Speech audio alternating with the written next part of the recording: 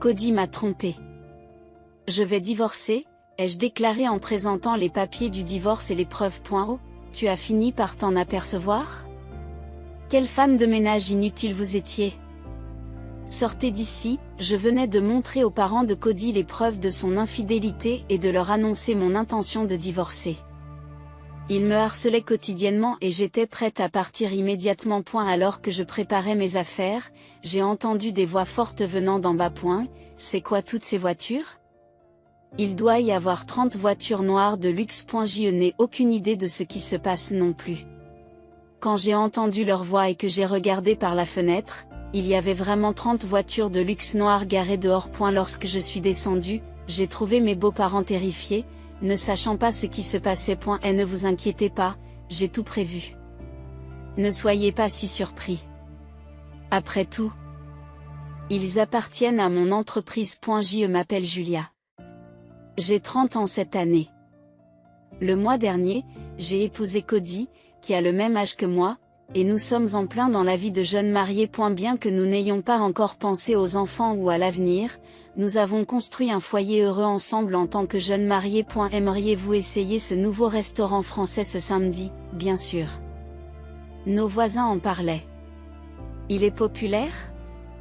J'ai entendu dire que leurs fruits de mer étaient excellents. Je réserverai plus tard. Même après le mariage, nous avons continué à travailler tous les deux, avec des week-ends libres. Cependant, je m'occupais des tâches ménagères même les week-ends, et Cody respectait cela chez moi. Nous avons maintenu une vie équilibrée, sans trop interférer l'un avec l'autre, tout en consacrant du temps à notre mariage. Mais environ 6 mois après notre mariage, le comportement de Cody a commencé à changer. Vous savez. Maintenant que nous nous sommes installés dans la vie de couple, je pense que nous devrions déménager. Le bail de cet appartement se termine cette année de toute façon. Tu as peut-être raison. Il est peut-être temps de déménager. As-tu un endroit précis en tête? J'aimerais une maison avec un jardin. Probablement dans un quartier chic pour plus de sécurité. Nous vivions dans l'appartement de Cody depuis notre mariage, bien que nous ayons envisagé de déménager une fois que les choses se seraient stabilisées. Une maison dans un quartier chic coûterait assez cher. Bien que la sécurité soit importante, je ne pensais pas que nous avions besoin d'une maison pour nous deux, et nos opinions divergeaient donc. Nous n'avons pas vraiment besoin d'une maison, n'est-ce pas? Nous n'aurons pas d'enfants de sitôt et je veux me concentrer sur mon travail. Donc je ne veux pas passer trop de temps à l'entretien de la maison. Je voulais me concentrer sur ma carrière et j'avais décidé de ne pas avoir d'enfants pendant quelques années. Bien que vivre dans une maison puisse avoir un sens à terme, je ne pensais pas que c'était le bon moment. Cependant, Cody semblait penser différemment. Je ne dis pas que nous devons en acheter une, où est le problème? Mais par rapport à un appartement, les tâches ménagères seront beaucoup plus contraignantes. Il y a aussi l'entretien du jardin. Et je pense qu'il faudrait des efforts considérables pour l'entretenir pendant que nous travaillons tous les deux. Alors nous pouvons simplement engager une femme de ménage. Ce n'est pas si cher. Cody en parlait comme si ce n'était pas son problème. Je me suis demandé combien il prévoyait de dépenser par mois. Bien que nous travaillions tous les deux et que je gagnais suffisamment d'argent pour nous permettre de louer une maison dans un quartier chic et d'engager une femme de ménage, je voulais éviter les dépenses inutiles. Je voulais épargner pour l'avenir, c'est pourquoi je me suis opposée à l'idée de Cody. Je comprends ce que tu dis, mais ne penses-tu pas que nous pourrions attendre? Avec tes revenus, on s'en sortira. Je vais m'occuper des détails. Sur ce, Cody retourne dans sa chambre. Rien n'était encore décidé, mais il avançait tout seul. Elle avait déjà fait preuve d'un certain égocentrisme lorsque nous sortions ensemble. Mais cela avait empiré ces derniers temps. Une semaine plus tard, je me suis arrangée pour visiter cette propriété ce week-end. Êtes-vous libre? Quoi? C'est un manoir. Ce n'est pas très grand, mais il y a un jardin et un grand balcon. La propriété que Cody m'a montrée était une maison assez grande pour une famille élargie. Il y avait tellement de chambres que je ne pouvais même pas les compter, et c'était beaucoup trop grand pour nous. Bien que sa personnalité de frimeur puisse être attirée par une grande maison, je ne pouvais pas accepter de telles dépenses inutiles. Nous n'allons pas louer un endroit comme celui-ci. C'est beaucoup trop grand. Pourquoi es-tu si avare? C'est bien si nous pensons à l'avenir. Penser à l'avenir signifie que nous devrions économiser de l'argent maintenant, et non pas dépenser inutilement. Mais Cody ne pensait qu'au présent. De toute façon, on ne va pas louer un manoir comme ça. Trouvons quelque chose de plus raisonnable. Ne dites pas cela. J'ai déjà pris rendez-vous pour la visite. Ensuite, on m'a pratiquement traîné pour visiter la maison. Et la maison elle-même était belle et luxueuse. Elle était composée de 2 étages, avec un grand salon au premier étage et un jardin assez grand pour que les chiens puissent y courir. Avec ses 5 chambres, elle était vraiment trop grande pour 2 personnes. C'est merveilleux. Allons de l'avant avec le contrat. Qu'est-ce que tu veux dire? Laissez-moi faire. Sans aucune approbation de ma part, Cody a commencé à faire avancer le contrat. Même s'il n'était pas complètement finalisé, j'étais furieuse. Comme je ne pouvais pas me disputer sur place, j'ai décidé de confronter Cody une fois rentré à la maison. Qu'est-ce que tu veux dire à propos du contrat? Ne prends pas de décision tout seul. Ne te mets pas en colère. Mes parents vont aussi vivre avec nous. J'ai été choquée par la mention soudaine de ses parents dans la conversation, car je n'en avais jamais entendu parler. Si ses parents allaient vivre avec nous, une maison aussi grande était plus logique. Cependant, il aurait dû en parler avec moi d'abord. Mes parents vieillissent et nous ne pouvons pas les laisser seuls. C'est peut-être vrai, mais pourquoi n'en as-tu pas parlé avec moi avant? C'est déjà décidé, il n'y a pas besoin d'en parler, non? Je l'ai déjà dit à mes parents. J'étais tellement choquée par la déclaration de Cody que je n'arrivais pas à trouver les mots. Lui et ses parents avaient déjà discuté de la vie commune sans me consulter le moins du monde. C'était incroyablement égoïste. Pourquoi prends-tu des décisions aussi importantes tout seul? Il ne s'agit pas que de toi. Alors tu refuses? Ce n'est pas ça. Nous sommes mariés. Donc nous devons discuter de ces choses. Pourquoi devais-je expliquer quelque chose d'aussi évident? J'étais de plus en plus irritée. Le bon sens ne semblait pas s'appliquer à Cody. Tu es ma femme, alors ne te plains pas de ce que je dis ou fais. Si j'amenais soudainement mes parents à vivre avec nous sans te le dire, ne serais-tu pas en colère? C'est la même chose. Écoute, il y a une différence entre les hommes et les femmes. Ce que je dis est valable. C'est du bon sens. Je ne m'attendais pas à voir un tel machisme à notre époque. Je comprendrais peut-être si j'étais une femme au foyer, mais nous travaillons tous les deux et je gagne plus que lui. Les revenus de Cody ne suffiraient pas à eux seuls à louer une maison comme celle-ci. Je ne comprenais pas comment il pouvait être aussi arrogant. De toute façon, c'est déjà décidé.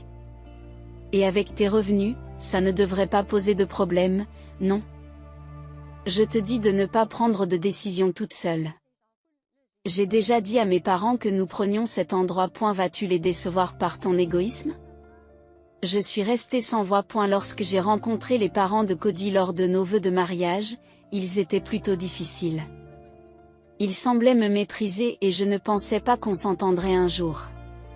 C'est pourquoi je ne voulais pas vivre avec eux et je ne voulais pas causer de problème. Pourquoi ne pas aider tes parents financièrement? Je serais prêt à y contribuer. Réprimant ma colère, j'ai proposé une alternative à la cohabitation. Non, comme je l'ai dit à plusieurs reprises, vivre avec eux est déjà décidé. Tu ne veux pas qu'ils se plaignent encore de toi, n'est-ce pas? Je couvrirai les frais de subsistance, mais tu paieras le loyer. Mais ne le dis pas à mes parents. Laisse-les croire que c'est moi qui paie tout. Je soupire profondément devant l'égoïsme de Cody du début à la fin. Cependant, ne voyant pas l'intérêt de poursuivre cette conversation qui n'aboutirait à rien, j'ai accepté à contre-séure. Je travaillais de toute façon, donc je n'aurais pas à passer beaucoup de temps avec ses parents. J'ai décidé d'essayer de minimiser mes interactions avec eux. 6 mois plus tard, après avoir emménagé, la vie avec mes beaux-parents a commencé. Pourquoi vos affaires sont-elles dans cette grande pièce? En tant que belle-fille, vous devez évidemment prendre la plus petite chambre. Il y avait 2 grandes pièces et 3 plus petites au 2e étage. Comme c'est moi qui payais le loyer et que ce sont ses parents qui restaient avec nous, j'avais pensé que les 2 grandes chambres seraient pour Cody et moi, mais cela a mis mes beaux-parents en colère. Et ne nous mettez pas en colère. S'il vous plaît. Vous ne comprenez manifestement pas votre position. La plus petite chambre est amplement suffisante pour vous. Soyez reconnaissant d'avoir votre propre chambre. Je ne comprenais pas pourquoi je devais prendre la plus petite chambre alors que je payais le loyer. Même si j'étais irritée, il ne servait à rien de discuter avec eux. Il valait mieux céder plutôt que de se battre. Je comprends. Vous devriez penser à ces choses-là sans qu'on vous le dise. Alors que la plus petite chambre était encore suffisante pour une personne, j'ai déplacé mes affaires en silence, en me disant que c'était mieux que de se disputer. Même si c'était un mauvais départ dès le premier jour, je travaillais habituellement à l'extérieur de la maison, ce qui me permettait de ne pas avoir à interagir beaucoup avec eux. J'ai essayé de rester positive et de ne pas laisser le stress s'accumuler au fur et à mesure que je commençais cette nouvelle vie. Cependant, mes attentes ont été trahies. Cody. Tu ne rentres pas encore à la maison? Je travaille. Ne m'appelle pas. Je rentrerai probablement tard. Peu de temps après avoir emménagé, Cody a commencé à travailler et à rentrer tard. Alors que j'avais prévu de passer du temps dans ma chambre après mon retour du travail, mes beaux-parents m'ont obligé à tout faire. Ils me donnaient des ordres, me disaient de faire ceci et cela, et se mettaient en colère si je restais dans ma chambre, me disant de ne pas me reposer. À eu départ, ils étaient censés s'occuper des tâches ménagères puisqu'ils étaient toujours à la maison, mais ils ne m'ont pas aidé du tout, et j'ai fini par devoir tout faire après mon retour du travail. Lorsque j'ai suggéré d'engager une femme de ménage, ils s'y sont fermement opposés. Ils ont insisté sur le fait que les tâches ménagères étaient du ressort de la belle-fille et n'ont pas écouté mon avis. J'atteignais mes limites avec ces journées stressantes. J'ai donc décidé d'en parler directement à Cody. Il faut que tu parles à tes parents. Quand tu n'es pas là, ils me traitent comme une femme de ménage. Ils essaient probablement d'être bienveillants. Le temps en famille est nécessaire, et tu ne devrais pas aller directement dans ta chambre quand tu rentres à la maison. Bien que les moments en famille puissent sembler agréables, la réalité était que j'étais juste utilisée comme une femme de ménage. J'aurais aimé qu'il ne donne pas une tournure aussi commode à la situation, mais Cody ne me prenait pas au sérieux. Peu à peu, la façon dont ses parents me traitaient a empiré et j'ai commencé à regretter d'avoir épousé Cody. Tu vas bien? Tu n'as pas l'air bien. Si quelque chose te préoccupe, tu peux toujours m'en parler. Mon père et moi travaillons au même endroit, nous nous voyons donc tous les jours. Comme il veille sur moi depuis l'enfance, il a probablement remarqué les moindres changements chez moi. Cependant, ne voulant pas l'inquiéter inutilement, j'ai gardé le silence sur la situation à la maison. J'ai décidé d'essayer de reparler à Cody. S'il n'y avait pas d'amélioration possible, j'envisagerais de vivre séparément.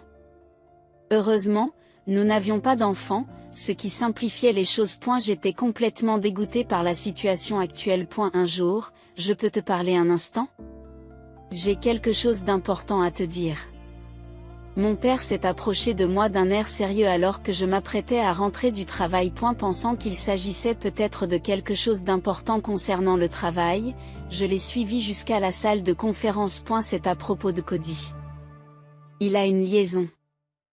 L'autre jour, je l'ai vu marcher main dans la main avec une femme.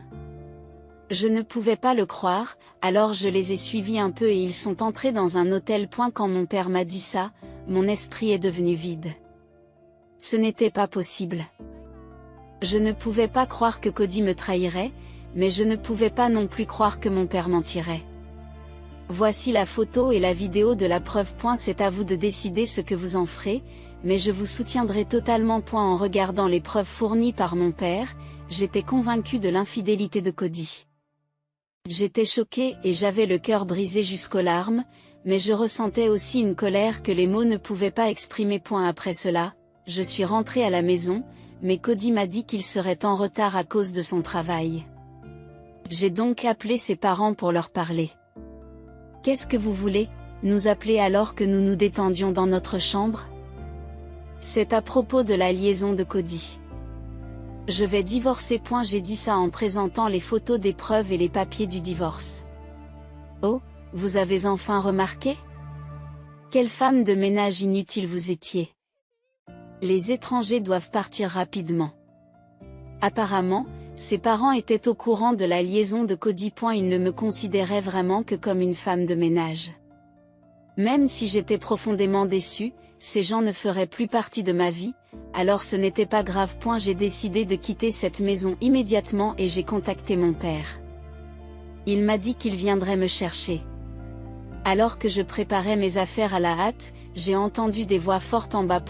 C'est quoi ces voitures? Il doit y avoir 30 voitures noires de luxe. Je n'ai aucune idée de ce qui se passe non plus. Lorsque j'ai entendu leur voix et que j'ai vérifié par la fenêtre, il y avait vraiment 30 voitures de luxe noires garées dehors. Lorsque je suis descendue, j'ai trouvé mes beaux-parents terrifiés, ne sachant pas ce qui se passait. Et ne vous inquiétez pas, j'ai tout prévu. Ne soyez pas si surpris. Après tout, ce sont les employés de mon entreprise. Lorsque j'ai dit cela, mes beaux-parents sont restés bouche bée. Ils semblaient n'avoir aucune idée de ce qui se passait. Mes beaux-parents pensaient que je travaillais à temps partiel dans un supermarché. Cody, avec sa fierté, avait voulu cacher à ses parents que je gagnais plus que lui. En réalité, je suis propriétaire d'une entreprise de location de voitures. Comme nous nous occupons aussi de véhicules de luxe, l'entreprise possède de nombreuses voitures haut de gamme. Attendez un peu. Qu'est-ce que tu veux dire par tu as arrangé ça? C'est exactement ce que j'ai dit. J'ai demandé à mon père que les voitures de l'entreprise viennent me chercher. Vous êtes propriétaire d'une entreprise? Bien qu'il soit difficile de tout leur expliquer alors qu'ils ne comprennent pas la situation. J'ai décidé de tout leur dire, pour qu'ils ressentent le choc de savoir qui j'étais vraiment. Je voulais qu'ils touchent le fond pour se venger de tout ce qu'ils avaient fait. Je ne l'ai pas encore mentionné, mais je possède une entreprise de location de voitures. Et toutes ces voitures appartiennent à mon entreprise. De quoi s'agit-il? Nous n'en avons jamais entendu parler. C'est à Cody qu'il faut en parler, pas à moi. C'est lui qui m'a demandé de tout cacher à cause de sa fierté et de son ego. Lorsque j'ai dit cela, mes beaux-parents sont restés bouche bée, regardant autour d'eux avec confusion. Ils n'avaient probablement jamais imaginé que je gagnais plus que Cody. Comme je n'achetais pas de marque de luxe et que je ne dépensais pas beaucoup d'argent, ils n'ont jamais rien soupçonné. Je ne dépense pas beaucoup d'argent personnellement, et mon salaire n'est pas très élevé. Vous ne faites donc pas beaucoup de bénéfices? Ce n'est pas du tout vrai. Je ne me préoccupe pas de mes dépenses personnelles et nous prévoyons d'ouvrir une autre succursale. Lorsque je leur ai donné le nom de l'entreprise, ils ont pris leur téléphone pour faire des recherches sur mon activité. La taille et le chiffre d'affaires de l'entreprise sont faciles à trouver. Lorsqu'ils ont vu cela, leurs yeux se sont écarquillés et ils m'ont regardé. Je n'arrive pas à croire que vous dirigiez une si grande entreprise. Êtes-vous vraiment le PDG? Je vous ai dit que oui. Et c'est aussi moi qui paie cette maison. Qu'est-ce qu'il y a? Cody n'était qu'un simple employé et n'avait pas les moyens de louer un tel manoir. Ses parents semblent ne rien comprendre à leur fils. Il n'y a aucune chance que Cody puisse s'offrir un tel manoir. Bien sûr, après le divorce, tu devras quitter cette maison. Attendez.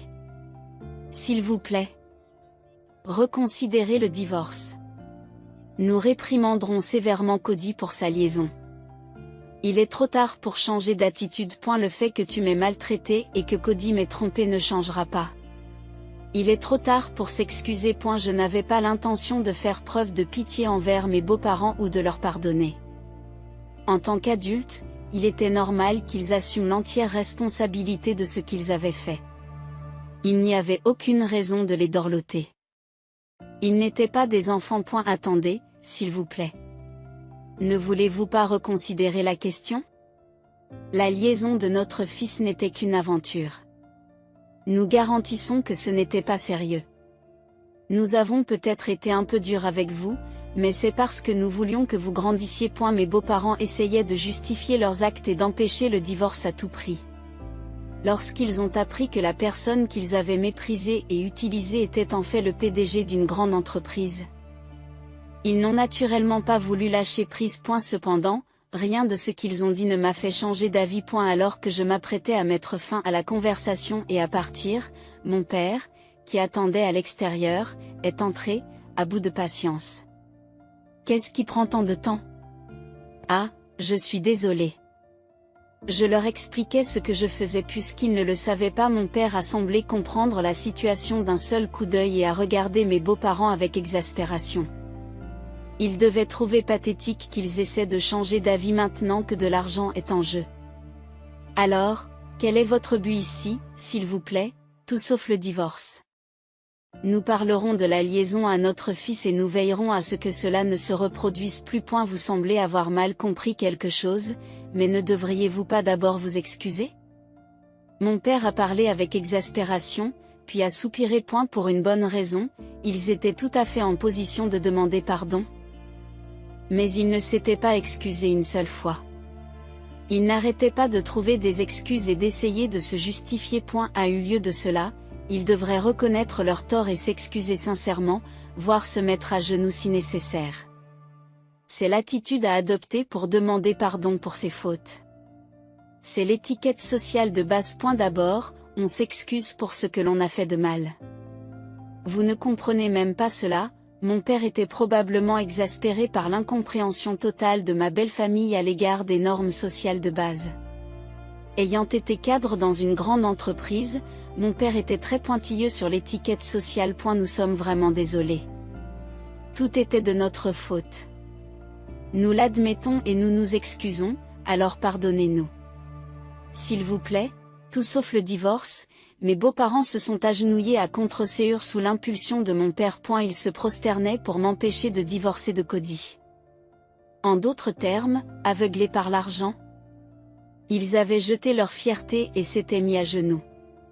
C'était vraiment pathétique et j'étais déterminée à ne jamais leur ressembler. Quelle honte! Vous n'avez pas honte de faire quoi que ce soit pour de l'argent? M'exclamai-je. Mais tu nous as dit de nous excuser, ont répondu mes beaux-parents. J'ai dit qu'il fallait s'excuser si vous aviez vraiment des remords. Tes excuses ne sont pas de vraies excuses, a ajouté mon père. Mes beaux-parents ont fait la grimace en entendant ces paroles. Ils ne pouvaient probablement pas comprendre ce qu'il voulait dire. Mais moi, j'ai parfaitement compris. S'excuser, c'est reconnaître ses torts et s'en excuser. Il ne doit pas y avoir d'arrière-pensée. Si vous vous excusez pour obtenir quelque chose, ce ne sont pas de vraies excuses. Cette conversation ne mène nulle part. Il n'y a plus rien à dire. On s'en va? Propose mon père. Oui, rester ici plus longtemps serait une perte de temps. Allons-y, ai-je accepté. Après cet échange avec mon père, j'ai pris mes affaires et j'ai quitté la maison. Mes beaux-parents nous ont suivis jusqu'au bout, mais nous sommes montés dans la voiture. Le spectacle des voitures qui s'éloignaient les unes après les autres était impressionnant. A-eu fait, pourquoi as-tu amené autant de voitures? Ai-je demandé. J'ai pensé que vous auriez peut-être besoin d'emporter toutes vos affaires de la maison, a répondu mon père. Eh bien, c'est finalement une performance assez efficace, ai-je fait remarquer. C'est vrai. Je pense qu'ils regrettent profondément la façon dont ils m'ont traité maintenant, a ajouté mon père. Sur le chemin de la maison de mes parents, j'ai raconté à mon père tout le harcèlement que j'avais subi de la part de ma belle famille. J'ai expliqué comment nous nous étions retrouvés dans ce manoir et tout ce qui s'était passé par la suite. Cela a dû être très dur, a compati mon père. Eh bien, nous devons leur faire payer ce qu'ils ont fait. Consultons d'abord les avocats de l'entreprise. Suggère mon père. Mais qu'allons-nous faire exactement? Demandai-je. Nous devrons d'abord consulter les avocats pour plus de détails, mais d'abord, dit mon père en faisant une pause. Il était probablement encore plus furieux que moi du harcèlement que j'avais subi. Et elle a dit qu'il se vengerait à fond et a immédiatement contacté les avocats pour commencer à discuter des plans spécifiques. Alors que nous nous réunissions pour discuter de la marche à suivre, j'ai reçu un appel de Cody. Il avait probablement tout entendu de la part de ses parents et s'empressait de me contacter. C'est quoi cette histoire de divorce? C'est un malentendu. Rencontrons-nous et parlons. Quoi? Un malentendu? Même maintenant, tu ne veux pas admettre ce que tu as fait? C'est vraiment un malentendu. J'avais montré à ses parents les preuves de sa liaison. Ils devaient donc en avoir entendu parler. J'étais furieuse qu'il essaie encore de trouver des excuses. Il était peut-être naturel qu'il ne puisse pas s'excuser, étant l'enfant de tels parents. Il n'y a rien à discuter en personne. J'ai la preuve de ta liaison et je divorce. Bien sûr, j'exigerai une compensation. J'ai consulté des avocats et tu n'as aucune échappatoire. C'est tout ce que j'ai à dire. Tu connais le montant standard de la compensation, alors assure-toi d'avoir l'argent prêt. C'est ce que j'ai dit et j'ai raccroché. Lorsque Cody a continué à m'appeler, j'ai temporairement bloqué son numéro.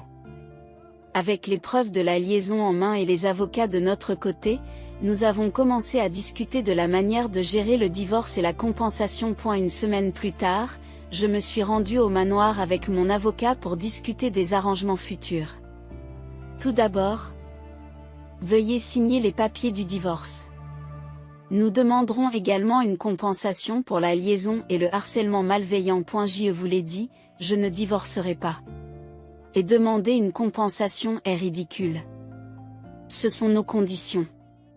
Si vous ne les respectez pas, nous sommes prêts à porter l'affaire devant les tribunaux. L'avocat a parlé brièvement, ne présentant que deux options, accepter nos conditions ou faire l'objet d'un procès. Nous n'exigions pas de compensation déraisonnable, mais réclamions simplement des montants appropriés et faisions valoir nos droits légaux, de sorte que nous étions sûrs de gagner si l'affaire était portée devant les tribunaux. Bien sûr, vous devrez aussi quitter cette maison.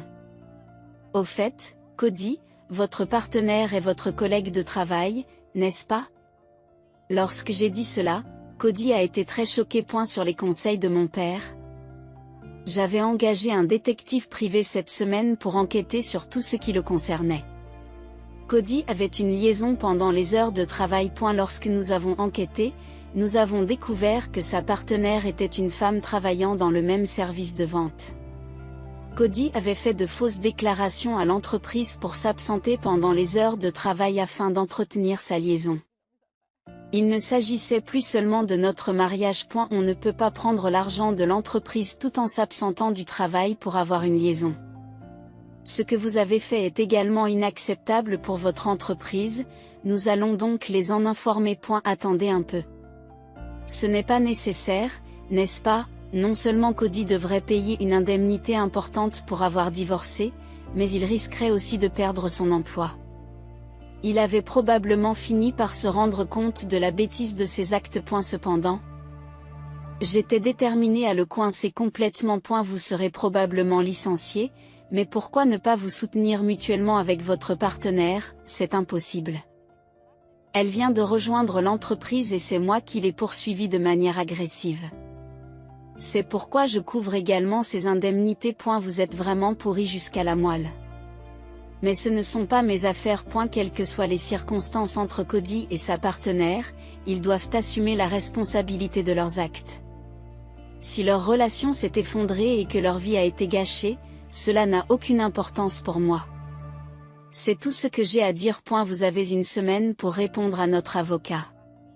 Si nous n'avons pas de réponse, nous intenterons une action en justice. S'il vous plaît. Pardonnez-moi. Je n'ai pas d'argent pour l'indemnisation. Je n'ai pas d'économie, donc je ne pourrai pas vivre. Je suis vraiment désolée. Je me mettrai à genoux. Tout ce que vous voudrez. S'il vous plaît. Pardonnez-moi. Jusqu'à la fin, Cody et ses parents ont imploré mon pardon, mais mon cœur n'a pas été touché du tout. En fait, j'étais en colère de voir qu'ils essayaient d'échapper à leurs responsabilités même à ce stade. Et ne m'obligez pas à me répéter. Je n'ai pas l'intention de vous pardonner. Vous pouvez souffrir jusqu'à la fin de vos jours, je m'en fiche. Je l'ai dit clairement et je suis partie avec l'avocat. Une semaine plus tard, ils ont répondu à notre avocat. Ils ont dit qu'ils ne pouvaient pas payer en totalité et ont demandé des paiements échelonnés. Toutefois, comme nous ne leur faisions pas confiance, Nous avons insisté pour obtenir le paiement intégral. Ils sont restés sans réponse pendant un certain temps, mais après que nous les ayons menacés d'une action en justice, ils ont réussi, d'une manière ou d'une autre, à effectuer le paiement. Peut-être avaient-ils emprunté de l'argent quelque part. J'ai entendu dire qu'ils avaient vendu tous leurs biens et épuisé leurs cartes de crédit et leurs prêts à la consommation pour rassembler autant d'argent qu'ils le pouvaient.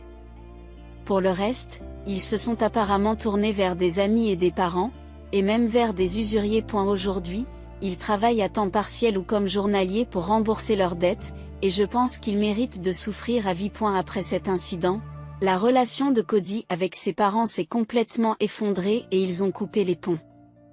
Ses parents vivraient dans un vieil appartement et se débattraient avec le remboursement mensuel de leurs dettes. Et la partenaire de Cody a également été licenciée de l'entreprise, sans compétences, elle a du mal à trouver un nouvel emploi. Bien que Cody ait pris en charge ses indemnités, elle a été abandonnée par ses parents et ses amis et s'en sort à peine avec des emplois à temps partiel. Quant à Cody, la rumeur de sa liaison s'est répandue dans tout le secteur, si bien qu'il lui est impossible de retrouver un emploi dans le même domaine. Même en essayant de trouver du travail dans d'autres secteurs, aucune entreprise respectable ne voulait embaucher quelqu'un qui avait été licencié, si bien qu'il a fini par travailler dans une entreprise plutôt noire. Avec l'énorme dette qu'il a contractée pour couvrir les 2 indemnités, il travaille apparemment tous les jours pour rembourser ses dettes, et peut à peine s'offrir des repas convenables. Quant à moi, après le divorce, je me suis concentré sur mon travail et j'ai développé mon entreprise avec succès.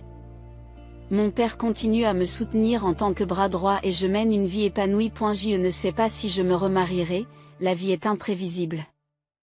Cependant, à partir de maintenant, j'ai l'intention de vivre sans me sacrifier.